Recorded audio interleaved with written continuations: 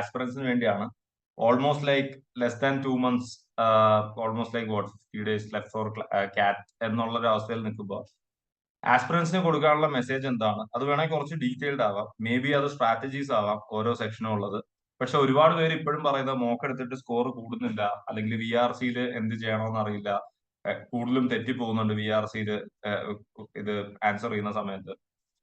ഒരുപാടധികം DALR എന്ത് ചെയ്യണമെന്ന് അറിയില്ല, ഇനി തുടങ്ങിയിട്ട് കാര്യമുണ്ടോ, ഇങ്ങനെയുള്ള കുറെ സാധനങ്ങളുണ്ട്. അതിൽ അച്യുതിന്റെ ഒരു വെർഷൻ എന്തായിരിക്കും? സോ സ്ട്രാറ്റജി അഡ്വൈസ് പോലെയല്ല, ഒരു ജനറൽ ഓവർവ്യൂ പോലെ തരാം. ഇപ്പോ ഐ തിങ്ക് ഒക്ടോബർ, ഇനിയും ഒരു മന്ത് അല്ലേ, 1.5 months എന്ന് പറയാം ഇനി. അപ്പോ no matter, first thing is no matter which level നിങ്ങൾ എവിടെയാണെങ്കിൽ പ്രിപ്പറേഷൻ സ്റ്റേജിൽ കോൺഫിഡൻസ് കൈവിടാണ്ടിരിക്കുക. എന്തുകൊണ്ടാ, എക്സാം ഡേ എന്ന് പറഞ്ഞ ഒരു വലിയ കാര്യമാണ്. അന്ന് എങ്ങനെ നിങ്ങളുടെ പെർഫോമൻസ് പോകുന്നു എന്നുള്ളത് എഴുതിയവര് പറയും it has A huge factor. Luck എന്ന് പറയാം, അല്ലെങ്കിൽ അന്നത്തെ ദിവസം നിങ്ങളുടെ performance അനുസരിക്കും. So no matter how good you've been preparing, or how long you've been preparing, or how bad you've been preparing, if you have done the preparation well, അന്നത്തെ ദിവസം perform ചെയ്യാൻ പറ്റിയ ഇതൊക്കെ മാറും. So people who have been preparing for a year, ഇത് അങ്ങനത്തെ demotivate ചെയ്യാനാണ്. പക്ഷെ ഒരു വർഷം വരെ പ്രിപ്പയർ ചെയ്തിരുന്നവർ, നന്നായി മോക്കിൽ സ്കോർ ചെയ്ത് 90+, 85+ കൺസിസ്റ്റന്റ് അടിക്കുന്നവരും അന്നത്തെ ദിവസം ഒരു 2 മണിക്കൂറത്തെ കാര്യമാണ്. അന്ന് ചെറുതായിട്ടൊന്ന് പാളിപ്പോയാൽ അന്ന് വേണ്ട പോലത്തെ മാർക്ക് കിട്ടാത്തവരുണ്ട്. എന്നാൽ 1 മാസം 2 മാസം വളരെ ലേറ്റ് ആയി തുടങ്ങിയവർ, ഒരു മിനിമൽ ബേസിക് പ്രിപ്പറേഷൻ മാത്രം ചെയ്ത്, എന്നാൽ ബേസിക് എന്ന് പറഞ്ഞാൽ വെറുതെ അന്ന് പോയി കറക്കി കുത്തി കയറി ഒന്നല്ല, you must have A good base. പക്ഷെ ഒരു അധികം ഒരുപാട് പ്രിപ്പയർ ചെയ്യാണ്ട് അന്ന് പോയി അത്യാവശ്യം നന്നായി പെർഫോം ചെയ്ത് ടോപ്പ് സ്കൂൾസിലും കയറുന്നവരുണ്ട്. അപ്പോൾ ആ 2 sides ഉണ്ട്. അപ്പൊ 2 സൈഡിലാണെങ്കിലും മോട്ടിവേഷൻ കൈവിടാണ്ടിരിക്കുക. സെക്ഷൻ വൈസ് പ്രിപ്പറേഷൻ നോക്കുകയാണെങ്കിൽ അഗൈൻ VRCക്ക് ഫസ്റ്റ് വേണ്ടത് ഒരു ബേസിക് വൊക്കാബുലറി ആണ്, റീഡിങ് ഹാബിറ്റ് ആണ്. ഒരു ബേസ് ലെവൽ വൊക്കാബുലറിയും വായനാശീലവും, അല്ലെങ്കിൽ ഒരു സെന്റൻസ് വായിച്ച ഗ്രാമാറ്റിക്കൽ മിസ്റ്റേക്ക് ഉണ്ടോ, അങ്ങനത്തെ കാര്യങ്ങൾ ഉണ്ടെങ്കിൽ നല്ലത്. അല്ലെങ്കിൽ അത് ഇമ്പ്രൂവ് ചെയ്യുക. ഫ്രം സ്ക്രാച്ച് ബിൽഡ് ചെയ്യാൻ സമയം കുറവാണ്, ബട്ട് കൂടുതൽ വായിക്കാൻ നോക്കുക. ഇപ്പൊ ഡെയിലി നിങ്ങൾ നോക്കിയാൽ അറിയാം, റീഡ് ചെയ്യാൻ പറയും പലരും. ഡെയിലി ഒരു 5 മിനിറ്റ് 10 മിനിറ്റ് വായിക്കാൻ നോക്കുക. ന്യൂസ് ആർട്ടിക്കിൾസോ അല്ലെങ്കിൽ എസ്സേസ് മാത്രം കിട്ടുന്ന പല വെബ്സൈറ്റ്സ് ഉണ്ട്, അപ്പൊ അതൊന്ന് വായിക്കുക. ആൻഡ് പ്രാക്ടീസ് RCs വായിക്കുക. ഡെയിലി 2 RC 1 RC ചെയ്യാൻ നോക്കുക.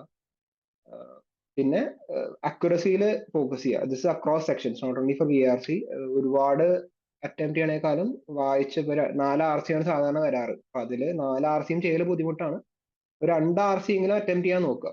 ആ 2 അഗൈൻ മൂന്നാമത് ചെയ്യാൻ പറ്റിയ നല്ലത്, ബട്ട് ആ 2 RCയിൽ മാക്സിമൈസ് ചെയ്യാൻ നോക്കുക നിങ്ങളുടെ സ്കോർ.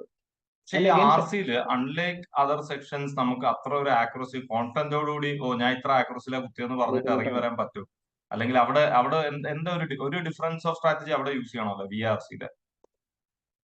കാരണം ഇപ്പൊ DALR നമ്മൾ ചെയ്ത് കിട്ടിയാൽ നമുക്ക് ആൻസർ ഈസിലി ക്രോസ് വെരിഫൈ ചെയ്യാം. ഈ സാധനങ്ങളെല്ലാം അതിൽ ഫിറ്റ് ആവുന്നുണ്ടോ എന്ന് നോക്കിക്കഴിഞ്ഞാൽ ഇതാണ്.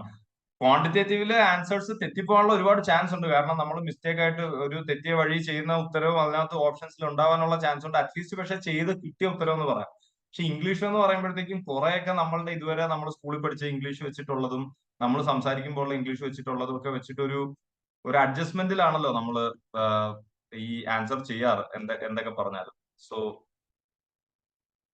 ശരിയാണ് അൻഷ്. ഇപ്പൊ ഞാൻ തുടങ്ങിയ സമയത്ത് എനിക്ക് അത്യാവശ്യം ഒരു വായനാശീലവും ഇംഗ്ലീഷിൽ അത്യാവശ്യം ഒരു ബേസ് ഉണ്ട് എന്ന് കോൺഫിഡൻസ് ഉള്ള ഒരാളായിരുന്നു. അപ്പൊ ഞാൻ തുടങ്ങിയ സമയത്താണ് ഞാൻ വെച്ചാൽ VRC ആണ് എന്റെ സ്ട്രോങ് പോയിന്റ്, അതിൽ മാക്സിമൈസ് ചെയ്യാം.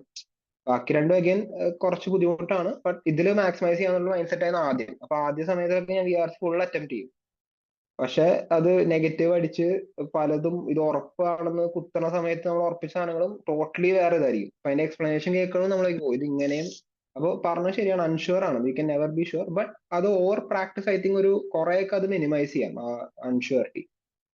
അത് അഗൈൻ ഇനിഷ്യലി സെലക്ഷൻ ആണ്. 4 സെറ്റും 4 RC ആണെങ്കിലും പല ടോപ്പിക്സും ആയിരിക്കും, പല ലെവൽ ഓഫ് ഡിഫിക്കൽട്ടി ആയിരിക്കും. ചിലതൊക്കെ അബ്സ്ട്രാക്ട് ടോപ്പിക്സ് ആയിരിക്കും. അപ്പൊ അതൊക്കെ സ്കിപ്പ് ചെയ്യാൻ നോക്കുക. Obviously one passage will be on the easier side, അങ്ങനെയാണ് കണ്ടുവരുന്നത്. ആൻഡ് ബാക്കി രണ്ടെണ്ണം ഒരു ഇന്റർമീഡിയറ്റ് ലെവൽ ആയിരിക്കും. അപ്പോൾ അത് ചൂസ് ചെയ്യാൻ പറ്റണം ആദ്യം. പിന്നെ നമ്മൾ ഒരുപാട് ഇപ്പൊ ഐ തിങ്ക് ഓപ്പൺ ഗാർഡ് തന്നെ വീഡിയോസ് ഉണ്ടാവും എങ്ങനെ അപ്രോച്ച് ചെയ്യണം എന്നല്ല. ഞാൻ തന്നെ 2-3 സെഷൻ ചെയ്തിട്ടുണ്ട് എങ്ങനെ അപ്രോച്ച് ചെയ്യണം. നമ്മൾ യൂഷ്വലി എലിമിനേഷൻ മെത്തേഡാണ് ചെയ്യാറ്. ഒരു ക്വാണ്ടിൽ DALR പോലെ കറക്റ്റ് ഉത്തരം കണ്ടുപിടിക്കാനല്ല നോക്കുക. നമ്മൾ ഏതൊക്കെയാണോ ഉറപ്പിച്ച് കളയാൻ പറ്റുന്നത് അത് കളഞ്ഞ് then we get to 2 options. അതിൽ നമുക്ക് you have take a call. അങ്ങനെയാണ് യൂഷ്വലി ചെയ്യേണ്ടത് VRC സെക്ഷൻ. മനസ്സിലായി. ഈ അനാലിസിസിന് 1-2 ടിപ്സും കൂടി പറയാമോ? അതായത് അച്യുത് അനലൈസ് ചെയ്യുമ്പോൾ, മോക്ക് അനലൈസ് ചെയ്യുമ്പോൾ ഏറ്റവും ടോപ്പ് ഓഫ് ദി മൈൻഡിൽ വെച്ചിരിക്കുന്ന 1-2 കാര്യങ്ങൾ എന്തായിരിക്കും?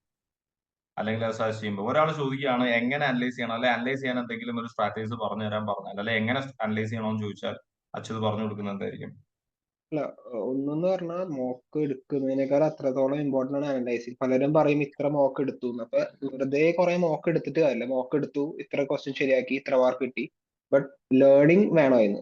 Even if you take 15 mocks without analysis but you take 5 mocks with proper analysis, I think that is much better. അപ്പൊ അനാലിസിസ് എന്ന് പറഞ്ഞാൽ എങ്ങനെയാന്ന് വെച്ചാൽ first thing you do the entire paper.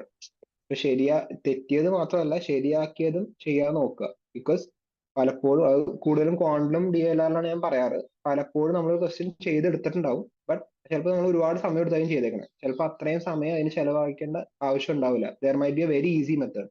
അപ്പൊ അത് നമ്മൾ ആ എക്സ്പ്ലനേഷൻ കാണുമ്പോൾ അല്ലെങ്കിൽ സൊല്യൂഷൻ കാണുമ്പോൾ മനസ്സിലാക്കും. അപ്പൊ അവിടെ നമുക്കൊരു ഗെയിൻ വരികയാണ്. ഇത് എങ്ങനെയെങ്കിലും ചെയ്തെടുക്കുക എന്നുള്ളതല്ല നമ്മുടെ maximum number of questions in minimum number of time. അതാണ് നമ്മുടെ എയിം. അപ്പോ ഫസ്റ്റ് തിങ് എൻറ്റയർ പേപ്പർ നോക്കുക. എൻറ്റയർ പേപ്പർ ആദ്യം മുതൽ ഫ്രം സ്ക്രാച്ച് ചെയ്ത് നോക്കുക. പറ്റുവാണെങ്കിൽ വീഡിയോ സൊല്യൂഷൻസ് ഉണ്ടെങ്കിൽ എല്ലാത്തിനെയും വീഡിയോ സൊല്യൂഷൻ നോക്കുക. അപ്പൊ സമയം എടുക്കും, ഒബ്വിയസ്ലി ഒരുപാട് സമയം എടുക്കും. ഒരു മോക്ക് എടുക്കുന്നതിനേക്കാളും കൂടുതൽ നേരം എടുക്കും ചിലപ്പോൾ അനലൈസ് ചെയ്യാൻ. അപ്പൊ അത് you must find the time. ഇപ്പോൾ ഒരു മോക്കേ ചെയ്തുള്ളൂ, ഇനി അടുത്തതിലേക്ക് ചെയ്യണമല്ലോ എന്നുള്ളതിനേക്കാളും കൂടുതൽ അഡ്വാൻറ്റേജ് ആയിരിക്കും if you properly analyse the paper that you done. അപ്പൊ അതാണ് ഒരു കാര്യം. പിന്നെ അഗൈൻ സെക്ഷൻ വൈസ് നോക്കാം. ലൈക്ക് എന്താണ് നിങ്ങൾ ഏത് സെക്ഷൻ ആണോ കുറച്ചും കൂടി വീക്കർ അല്ലെങ്കിൽ കുറവ് മാർക്ക് കിട്ടുന്ന അതിൽ കൂടുതൽ ഫോക്കസ് ചെയ്യുക, അല്ലെങ്കിൽ അതിൽ കൂടുതൽ ക്വസ്റ്റ്യൻസ് ചെയ്ത് നോക്കുക. പിന്നെ എനിക്ക് തോന്നുന്നു ഇഫ് യു ഹവ് ടേക്കൺ ഇപ്പൊ വേറെ ഏതെങ്കിലും ഇൻസ്റ്റിറ്റ്യൂട്ട്സിന്റെ ഇതൊക്കെ എടുത്തിട്ടുണ്ടെങ്കിൽ, ലൈക്ക് കോച്ചിങ് ഒക്കെ എടുത്തിട്ടുണ്ടെങ്കിൽ അവരുടെ പോർട്ടൽസും ഡാഷ്ബോർഡ്സും ഒക്കെ അത്യാവശ്യം വെൽ ഡെവലപ്ഡ് ആണ്. ഇപ്പോൾ പല പല രീതിയിലുള്ള അനാലിസിസ് കിട്ടും. ഓരോ സെക്ഷനും അല്ലെങ്കിൽ ഓരോ ടോപ്പിക്സിലും ഏതിനാണ് മാർക്ക് കിട്ടുന്നത്. അപ്പൊ പല ബാർഗ്രാഫും അങ്ങനത്തെ കുറെ കിട്ടും. That is more than enough. അല്ലെങ്കിൽ ബേസ് അവരിങ്ങനെ നോക്കിയാൽ മതി. എല്ലാം ചെയ്തു നോക്കുക, ആദ്യം മുതൽ ചെയ്തു നോക്കുക. ഏതൊക്കെയാണ് ചിലപ്പോൾ പല കോൺസെപ്റ്റ്സ് ഒക്കെ ക്വസ്റ്റ്യൻസ് റിപ്പീറ്റഡ് ആയി വരാം.